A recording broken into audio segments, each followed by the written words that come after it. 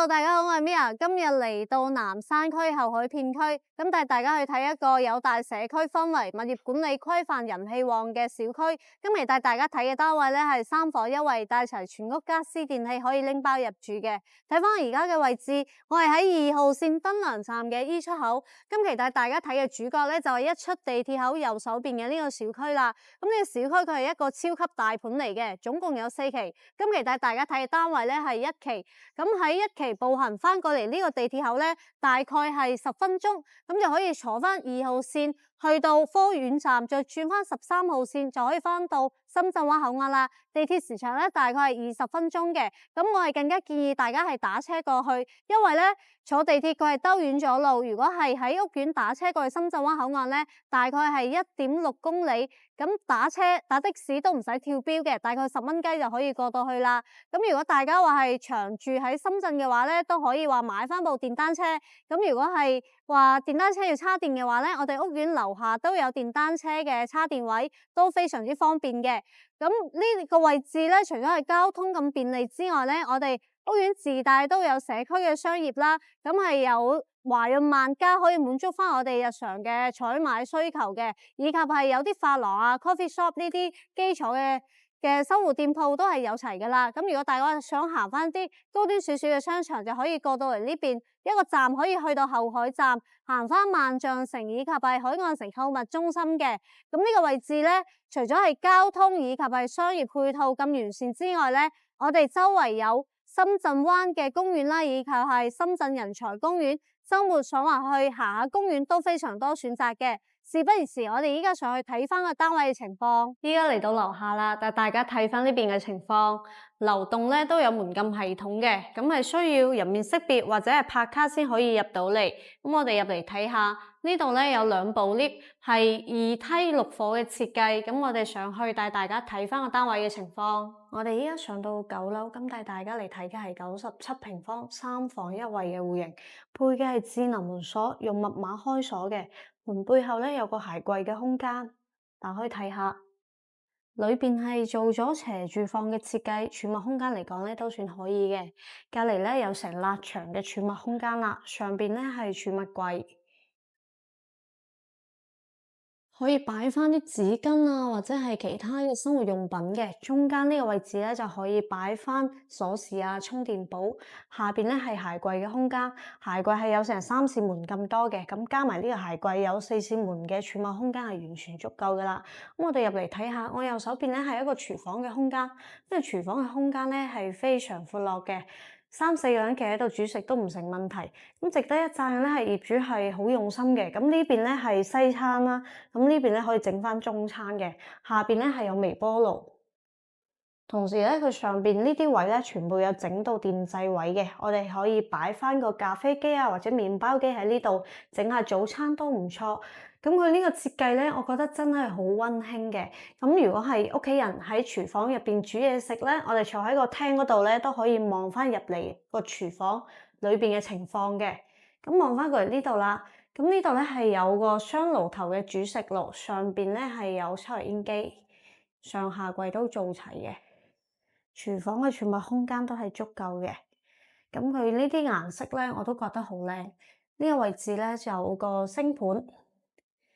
有窗嘅係明廚嘅設計，同時咧佢又整到有紗窗，咁我哋通風透氣嘅同時咧都唔驚啲蚊飛入嚟啦。隔籬呢個位咧係熱水器，通天然氣嘅。咁入嚟睇下個廳嘅情況，呢度咧係客餐廳一體，咁呢個位置咧就係飯廳嘅位置啦。咁啊擺咗張4人嘅餐台，空間嚟講咧係好舒服嘅，坐喺呢度食飯咧都唔會覺得逼仄。咁呢度咧仲有幅美女圖啦。上邊咧係有個鐘錶，咁睇翻個客廳嘅情況，呢個位置咧係有一個比較細少少嘅雪櫃，打開睇下裏邊嘅情況。裏邊咧而家係冇雜物嘅，都比較乾淨。咁呢個位置咧就有一張3、4人嘅大梳化啦。呢張梳化嘅顏色咧就比較現代化嘅，中間咧係有茶几，對落咧係電視櫃同埋電視。咁呢個電視嘅 size 咧大概係65寸嘅，呢個觀感嚟講咧都係好舒服嘅。成間屋咧業主都佈置得好溫馨。咁上邊咧呢度仲有一幅掛畫，窗簾呢啲都係做齊噶啦。咁上邊仲有個冷氣機嘅。咁我哋出嚟睇下露台嘅空間。呢個露台嘅空間咧非常闊落。咁如果大家話中意種下花花草草嘅話咧，就可以喺呢啲位嚟種翻啦。咁上面咧佢係有做到晾衣架嘅，我哋可以喺呢度晾衫。咁呢個位置咧係有部洗衣機。咁呢度嘅景觀咧望出去主要係望翻我哋樂園嘅景觀為主嘅，都好舒服。望出去咧係一片綠油油嘅。咁下邊呢個位置咧係學校嚟嘅。咁而家咧啲小朋友喺度翻學就聽到有少少嘈啦。咁我哋入嚟睇下，右手邊咧係一個廁所嘅空間。咁呢個廁所嘅空間咧好闊落，有做到乾濕分離兩段式嘅設計。入嚟睇下個企缸位。個企缸位咧，兩個人企喺度轉身冇問題嘅。上邊置物架、毛巾架呢啲都係有齊嘅。有窗，係名次嘅設計。花灑淋浴頭、抽氣扇都係有齊噶啦。出嚟係一個馬桶，呢個馬桶都比較乾淨同埋新淨嘅。鏡櫃、洗手池都係配齊嘅。咁我哋入嚟睇下第一間睡房。呢一間睡房咧都佈置得好溫馨。擺咗一張1.5米嘅床，上邊咧有冷氣機，不過呢冷氣機就有少少舊啦。咁望翻過嚟呢度咧係有個飄窗嘅，有窗可以通風透氣。咁呢個位置咧佢係做咗一個一體式嘅儲物櫃嘅空間，下邊咧就係衣櫃嘅空間啦。都打開睇下，咁裏邊咧而家係有少少嘅私人物品，業主到時都會清一清嘅。咁我哋入嚟睇下第二間睡房。咁呢間睡房咧就冇擺到床嘅，因為咧佢嘅空間嚟講咧，如果擺張床嘅話咧，淨係可以擺翻張1.2米嘅床喺呢度啦。咁佢係做咗一個衣帽間嘅設計。咁呢度咧仲有一個衣櫃嘅。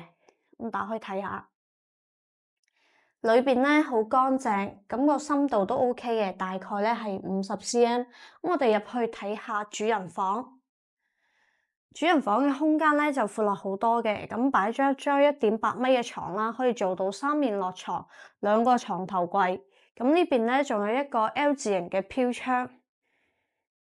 咁呢個景觀咧望出去都係望翻樂園嘅景觀為主噶啦。咁我哋再睇翻呢度咧係有冷氣機，望翻過嚟呢度咧係有個衣櫃嘅。咁呢個衣櫃咧係做到頂，咁個儲物空間咧係完全足夠嘅。個深度嚟講咧都 OK。咁我哋講翻呢個單位嘅報價情況咧係9200蚊一個月嘅。依家落去樓下同大家做翻個簡單嘅總結。好啦，睇完樓上單位，依家落嚟樓下，帶大家睇下呢邊嘅環境，同埋做翻個簡單嘅總結。呢個小區嘅綠化園林咧係做得相當 OK 嘅，咁有大樹遮陰，平時都可以落嚟呢度散散步、消消食。同時咧，呢個小區佢係一個超級大盤嚟嘅，總共有4期啦，係深圳數一數二嘅濱海大社區。咁呢度咧係有卓越集團開發嘅，咁呢個集團嘅管理咧係相當到位嘅。咁我哋可以見到咧，包括係呢啲綠化帶啦，佢都會有專人去定期修葺，以及係地面嘅樹葉啦，都有專人去打掃嘅。咁望翻過嚟呢度咧，佢係有一個公共嘅游泳池，咁而家咧係冇開放，咁等到夏天咧就會重新開放噶啦。咁遠少少咧，仲有一個網球場嘅，咁呢啲咧全部都係供住戶去使用嘅。咁室內咧佢都有乒乓波場啦，以及係我哋周圍咧佢係有少少嘅社區商業。咁我啱啱行過去咧都見到有髮廊啦、生鮮超市、生活超市啊、華潤萬家啊、coffee shop 呢啲都係有齊嘅，可以滿足翻我哋日常嘅生活所需。咁如果大家住喺呢度嘅話咧，呢度嘅環境嚟講咧係相當 OK 嘅。咁我哋講翻佢嘅收費標準啦，物業費咧係2個8一個平方，民水民電嘅收費標準。停車月租卡咧係250蚊一個月嘅。